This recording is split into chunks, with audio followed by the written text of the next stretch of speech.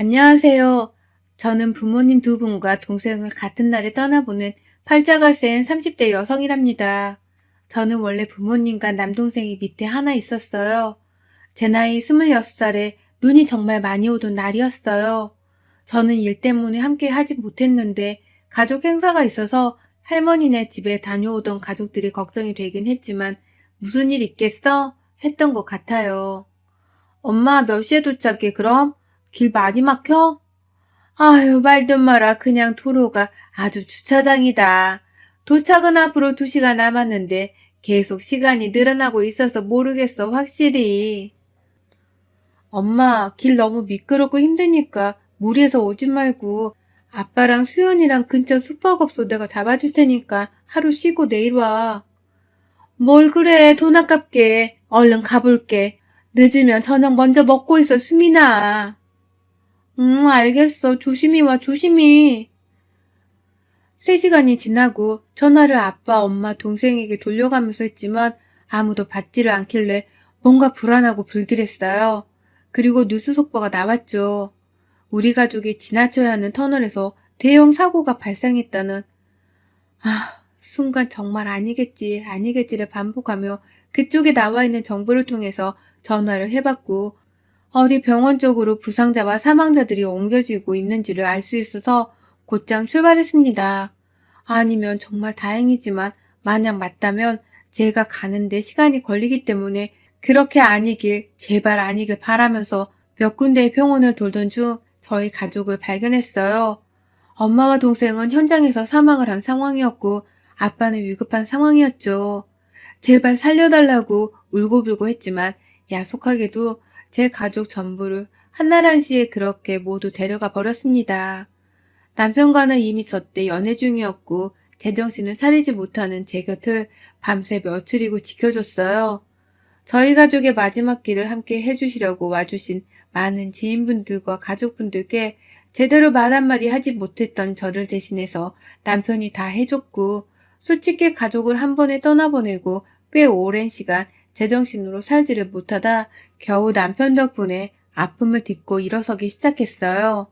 제가 어느 정도 괜찮아지고 저희 연애에도 결실을 맺어야겠다 싶을 때쯤 남편과 저는 결혼을 하기로 마음먹고 시댁에 찾아갔습니다. 엄마, 저 수민이랑 이제 결혼하려고 해요. 그래서 오늘 허락도 받을 겸 왔어요. 나는 근데 수민이 너가 좀 찝찝하다. 솔직히 까놓고 말해서 팔자가 얼마나 세면 가족을 한꺼번에 보내냐. 우리 진훈이한테도 피해줄까봐 찝찝하긴 하다. 엄마, 왜 그런 말을 해? 수민이 상처받게. 팔자 세고 뭐 그런 게 어딨어. 내가 한 말이 맞는 말이지. 이거사 모르면 가만히 있어. 팔자 센 여자들이 서방도 잡아먹는 말이 있어. 그래도 저 부모도 없는 애를 반대하자니 또 내 마음에 걸리니. 아휴, 아무튼 알겠다. 어머니, 제가 부족하고 탐탁지 않으신 거 잘 알고 있어요. 제가 많이 노력할게요, 어머님. 그래, 뭐, 그래라.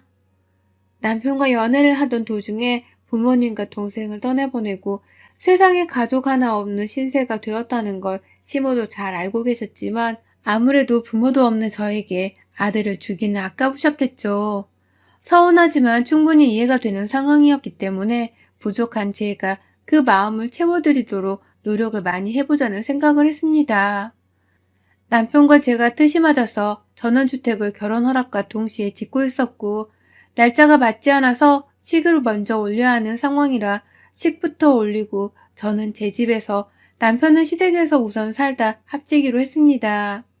공사가 거의 끝나갈 무렵 시댁의 저녁 초대를 받아서 가게 되었어요. 어머님, 아버님, 저 왔어요. 맛있는 저녁 해주신다고 해서 제가 작은 선물 좀 준비해왔습니다. 이게 뭐냐? 스카프? 정성 고맙다만 나는 명품 브랜드 스카프 아니면 안 쓴다.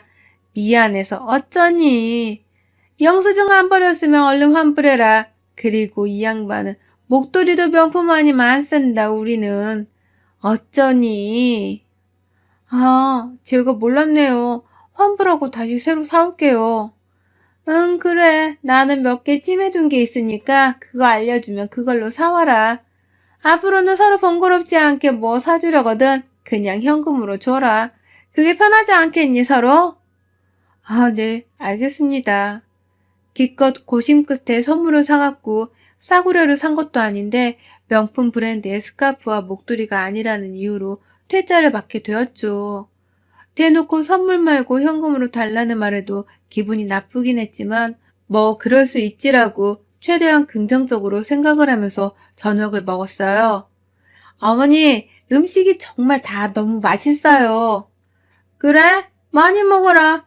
원래 밥은 집밥이 최고인데 애미가 없으니 뭘 얻어먹고 살았겠냐. 많이 먹어라. 그쵸? 앞으로는 어머님이 해주시는 따뜻한 집밥 먹을 수 있어서 다행이에요. 어머, 수민이 너 여우니? 은근슬쩍 시애미한테 밥상 차리라고 떠넘기는 거야? 네? 아니요, 아니요. 절대 그런 뜻이 아니에요, 어머님. 아유, 됐다 됐어. 긴 말 하지 말아야 된다고 했는데 내가 자꾸 까먹네. 응?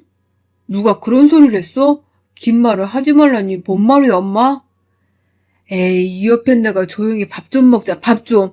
당신 혼자 알고 있으면 될 것을 동네방네 소문을 내라, 아주. 대체 누가 저랑 긴 말을 하지 말아야 한다고 했을까요? 뭔가 말실수를 하듯 시모는 당황스러워 보이기도 했지만 어쩔 거야 라는 당당한 태도를 보이길래 솔직히 궁금하긴 했습니다. 그런데 뭔가 다짐한 듯 시모가 입을 열더군요. 아니, 내가 용한국 가서 사주를 보고 왔는데 수민이 너 팔자가 센 거 맞더라. 남편도 잡아먹을 거라고.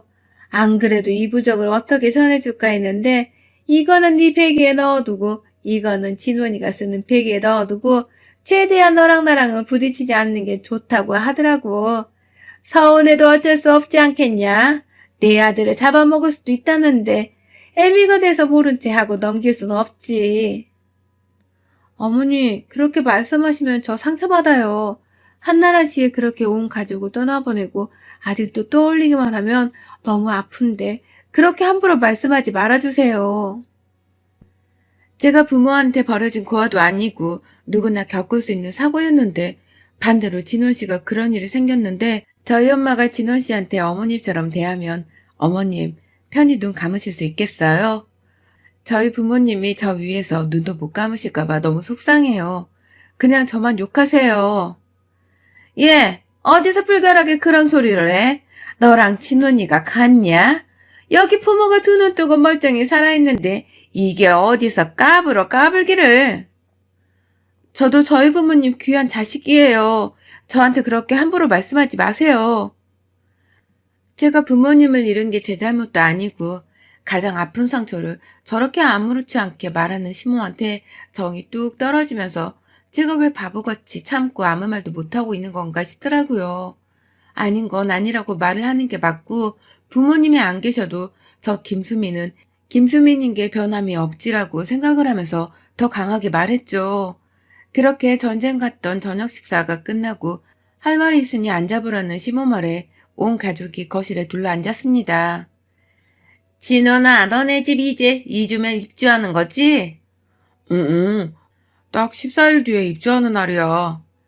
그래, 내가 생각을 해봤는데 어차피 수민이 너는 집에서 일을 한다고 했는데 둘 다 맞벌이 하면서 집에 신경 쓸 시간도 없을 것 같고 너네 집 짓는 게 규모가 상당하더만. 그리고 부모가 근처에 있는 게 좋지. 그래서 말인데 1층은 우리가 쓰고 2, 3층은 너네가 써라. 수민이 어떠니? 네? 합가 말씀하시는 거예요? 아, 어머니, 그건 진원 씨랑 상의를 좀 더 해보고 말씀드릴게요. 응? 난 좋은데. 당신도 집에서 일하면서 집안일하고 이럴 시간도 없을 건데 엄마 계시면 엄마가 다 도와줄 거 아냐? 또 엄마 밥도 매일 먹을 수 있고 난 좋아. 그래, 내 말이 그 말이야. 부모님 일찍 여의고 너가 뭘 배운 게 있겠어.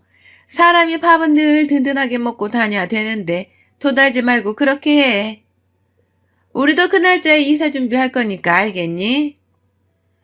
이미 저 세 식구는 저 빼고 꿍짝꿍을 다 해둔 상황이라 제가 말한 데 의미가 없더라고요. 남편이랑 따로 얘기를 해봤지만 뭐 어떠냐는 식이고 대화가 도무지 통하질 않았고 그렇게 너무 불편한 합가를 하게 되었습니다. 저는 직업 특성상 집에서 일을 하지만 새벽까지 일하는 경우가 많아서 늦게 자고 늦게 일어나는 편이에요. 그런데 당연히 옛날 분이신 시부모님들은 이런 저를 이해하지 못하셨습니다. 제가 자고 있는 저희 침실 문을 노크도 없이 벌컥 열어버리시더니 일어나라고 저를 막 흔드셔서 진짜 깜짝 놀랐습니다. 침실에서 자는 거니까 너무 편하게 입고 있었는데 어떻게 며느리 아들 침실을 저렇게 들어오지 싶었습니다. 얘, 해가 중천에 떴다. 언제 일어나라고 이래? 나이가 몇인데 내가 들어와서 너를 깨워줘야겠니? 아유, 못 산다, 못 살아. 이래서 가정교육이 중요한데. 아니, 너는 지금 나시를 입고 자는 거야? 시부모 모시고 살면서? 아이고, 망측해라, 망측해. 어머니, 제가 말씀드렸잖아요. 저 5시에 잤고, 지금 9시예요. 그리고 저희 방에 들어오실 때는 노크를 해주셔야죠. 여기는 저랑 진호 씨 공간인데, 저 안 깨우셔도 괜찮아요. 처음에 합가할 때 말씀드렸잖아요. 저희가 처음 합가를 하는 대신에 제가 몇 가지 말씀을 드렸어요. 저는 일 특성상 밤낮이 바뀐 편이니 아침은 건너뛰고 점심도 같이 못 먹을 것 같다고 제가 알아서 차려 먹고 할 테니까 신경 안 쓰셔도 괜찮고 시부모님 아침 점심상도 못 차려드린다고 대신 저녁상은 늘 제가 차려서 대접을 해드리겠다고 이 부분을 터치하지 말아달라고 몇 번이고 강조해서 말씀을 드렸습니다. 거기다 2, 3층은 저희 공간, 그러니까 침실은 특히나 저희 공간이니 꼭 노크를 해주시라고 옷을 갈아입을 수도 있고 하니 꼭 해주시라고 말씀드렸고 청소도 저희는 저희가 알아서 빨래도 알아서 하겠다고 다 말씀을 드렸거든요. 두 집 살림이 합쳐지는 거라 1층에도 세탁기 건조기가 있고 저희 층에도 세탁기 건조기가 있어서 그냥 그렇게 알아서 하고 살다 식사를 하거나 할 때만 1층에 모이기로 얘기를 다 해둔 상황인데 단 한 번을 지키지 않으니 신부는 매일같이 잔소리를 하기 바빴습니다. 제가 아침에 자든 해 뜨고 자든 뭘 하든 8시에 일어나야 하는 거 아니냐. 남들 일할 시간에 자고 있으면 어떡하냐는 주의였고 시부모를 모시면서 어떻게 아침상을 한 번 안 차리냐. 예의가 없다는 식으로 말을 하시더라고요. 결국 그 상황에 두 손 두 발을 다 들고 오전 타임에 식사와 청소까지 3층의 집안 살림을 제가 다 해야만 했죠. 사람을 불러야 할 것 같다고 말했지만 돈 아깝게 개념 없는 그런 생각을 하냐는 시모의 말에 부르지도 못했고 본인은 허리가 아프네, 힘이 없네, 관절이 아프네 등등의 핑계를 대면서 저를 부려먹었고 덕분에 저는 일이 더 밀려서 하루에 3시간 정도만 자고 집안일과 일을 동시에 해야 했어요. 아, 여보, 나 너무 힘들어. 진짜 미칠 것 같아. 내가 청소를 해도 해도 마음에 안 드신다고 다시 이러고만 계시고, 나 일해야 한다고 해도 어디 CM이 말을 거역하냐고 역정만 내시고, 일도 집안일도 뭐 하나 제대로 할 수가 없어. 정말 너무 힘들어, 여보. 이렇게는 못 살아, 나. 이렇게 말하면 조금 서운할 수 있는데, 우리네 어머님들은 다 그렇게 사셨어. 일도 하시고 집안일도 하시면서 당신 장모님이 완전 공주처럼 키우셨나 본데 내가 봤을 때 여느 평범한 유부녀 삶을 살고 있는 것 같은데 유독 당신은 왜 그렇게 힘들다고 해? 당신이 단 하루라도 나처럼 살아봐. 새벽 6시에 일어나서 아침상 거하게 차려내고 1층부터 3층까지 구석구석 청소기에 걸레질에 그뿐이야? 곳곳에 먼지털이까지 매일 해대고 있고 빨래, 환기에 식물은 또 얼마나 많아? 식물도 먼지에 매일 닦아주고 마당 관리에 죽을 것 같다고. 저렇게 하고 나면 또 점심이라고 밥 차리래. 그럼 반나절이 가. 겨우 일 좀 하려고 앉으면 이거 해달라 저거 해달라 미친다고. 정말 그러다 저녁 오고 당신 오고 밥 먹이고 정리 싹 하고 겨우 앉아서 일하는 거야. 당신은 이렇게 살 수 있겠어? 당신이 너무 요령이 없는 거 아니야? 아, 진원, 너 진짜 말 그렇게 하지 마. 아니, 당신이 너무 요령이 없어. 막 무식하게 하는 것 같아서 그렇지. 도무지 남편과는 대화가 통하지 않고 이런 사람을 붙들고 제가 무슨 말을 할까 싶었죠. 매일을 저렇게 살다 보니 업무에 지장도 오고 도저히 안 될 것 같아서 시부모와 남편을 불러서 말했습니다. 드릴 말씀이 있어요.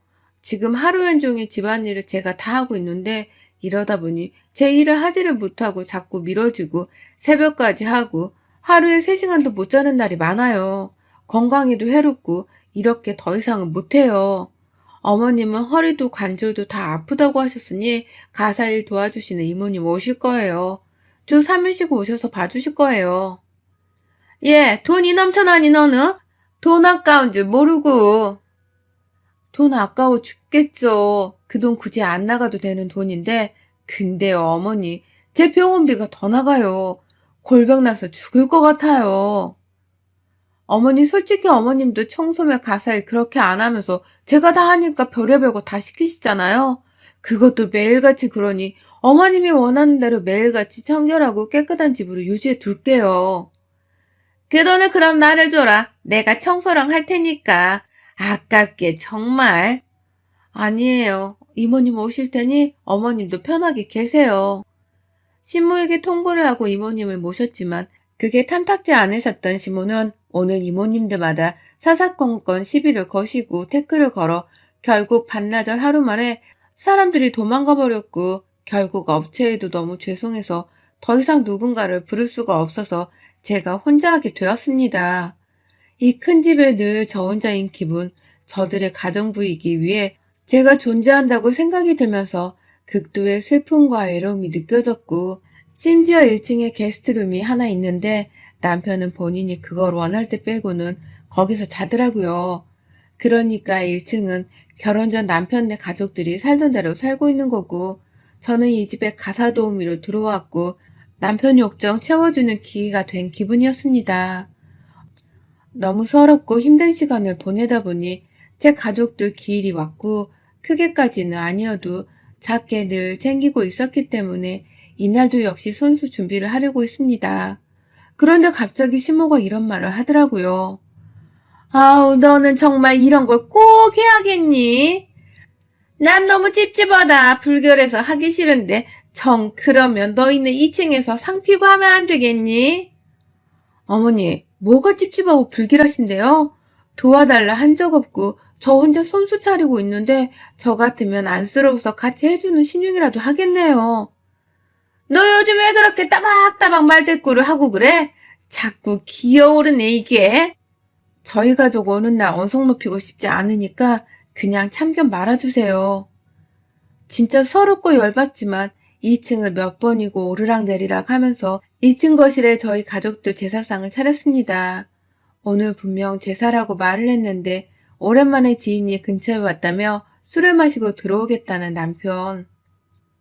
당신 언제 오려고? 오늘 우리 가족 기일인 거 며칠 전부터 말해줬잖아. 아, 나도 알아. 상 내버려둬. 내가 가서 인사할 테니까. 그게 뭐 그렇게 중요하냐? 하기만 하면 되지. 당신 진짜 해도 해도 너무하다. 너 나랑 결혼은 왜 했니? 정말 내가 니네 집 종이야? 식모야? 도저히 이렇게는 너랑 못 살겠다. 왜 이래 또? 아무튼 끊어. 저는 지네 부모한테 최대한으로 모든 에너지를 다 쏟고 있는데 본인은 최소한의 도리도 못하는 걸 보고 이런 놈이랑 제가 왜 살아야 하나 싶더라고요. 부모님께서 살아생전 너무 열심히 사셔서 저에게 남겨준 유산도 제가 평생 놀고 먹어도 될 정도였고 서울의 20평대 작은 아파트 한 채도 남겨주셨는데 사실 이 돈이 너무 아깝고 눈물이 나서 쓰지를 못했습니다. 그래서 계속 평소처럼 열심히 일하고 돈 벌고 그랬던 건데 이 사람과 이혼을 결심하면서 원래 우리 가족들끼리 노후에 함께 집 짓고 살자고 했던 곳이 떠올라 그쪽에 집을 짓고 시공이 완료되면 나가야겠다는 생각을 했어요. 서울의 아파트는 세를 받으면 되는 거니까 우선 더 이상 저렇게 가정부처럼 식모처럼 살지 않기로 했고 고개 딱 쳐들고 당당하게 말했습니다. 예수민아, 오늘 저녁은 꽃게탕 좀 먹게. 장 좀 봐와라. 어머님이 사오세요. 저 일해야 해서 시간 없어요. 그리고 드시고 싶으면 직접 해서 드세요. 꽃게탕. 뭐? 저게 근데 싸가지 없이. 싸가지도 없고 꽃게도 없고 밥할 시간도 없으니까 백수인 어머님이 하세요. 남는 게 시간이시잖아요. 이런 식으로 속을 박박 긁어버렸습니다. 예, 마당에 잡초가 너무 많이 자랐어. 저것 좀 싹 정리해라. 어머니, 저기 저 기계 보이시죠? 저걸로 잡초 정리하면 되니까 직접 하세요. 보기 싫으면 하시죠. 전 바빠서 일해야 해요. 그러게 사람 쓴다고 할 때 가만히 좀 계시지. 복을 발로 차버리세요. 아무것도 하지 않았어요. 2층 올라오는 계단에 문을 하나 설치했습니다. 잠금이 되는 걸로 굳이 사비를 들여서 말이죠. 비밀번호로 열고 닫을 수 있었는데 남편에게도 굳이 알려주지 않았어요. 100% 본인 엄마한테 나불거릴 게 뻔했으니까요. 저렇게 공간 분리를 확실하게 하고 저는 11시에서 12시에 기상해서 씻고 밥 먹고 일하다 저녁을 먹고 그렇게 같이 사는 집이지만 늘 혼자서 밥 먹고 혼자 생활을 했습니다. 하루는 남편이 폭발해서 저에게 그러더군요. 넌 대체 뭐 하자는 거야? 언제까지 이럴 거야? 우리가 부부이긴 해? 부부가 한 침대에서 자고 그래야지 뭐 하는 거야? 왜 나를 거부해? 나를? 짐승만도 못한 새끼. 너는 지금 네 욕정 못 푸니까 나한테 이제 와서 화가 나니? 애초에 니네 부모 옆에 딱 붙어서 네 마누라 남몰라라 한 거 너였어. 그러니 날 원망하지 말고 지난날의 너를 원망해야지. 참. 그리고 도저히 당신이랑은 몸 스치는 것조차도 싫어서 아무것도 못하겠으니까 나한테 기대하지 마. 너 그거 이혼 사유야. 알지? 알고 하는 말이지? 이혼 사유는 이미 네가 만들어줬고 지독한 시집살이에 내가 두 손 두 발 다 들고 떠나려고 해. 이 집은 팔 거야. 우리 서류도 빠른 시일 내에 정리하도록 하자. 진호나, 너도 나도 이렇게 그만 살자. 이혼한다는 소식에 시모는 방방 뛰면서 부모도 없는 게 남편도 없이 어떻게 살려고 하냐고 난리를 치더라고요. 어머니, 제발 정신 좀 차리세요. 곱게 늙으시라고요.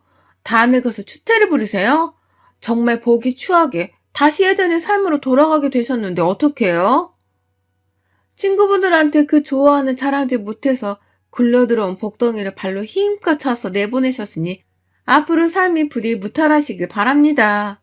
남편과 이혼하는 동시에 재산 정리도 했고 지었던 전원주택은 제게 소유권이 있어서 사실 시댁과 남편은 빈몸으로 쫓겨나게 되었는데 문제는 이 집이랑 저랑 본인 아들 믿고 돈도 아주 흥청망청 써서 전셋집 하나를 구하지를 못하는 신세라 13평의 월세집 하나를 구해서 산다고 해요.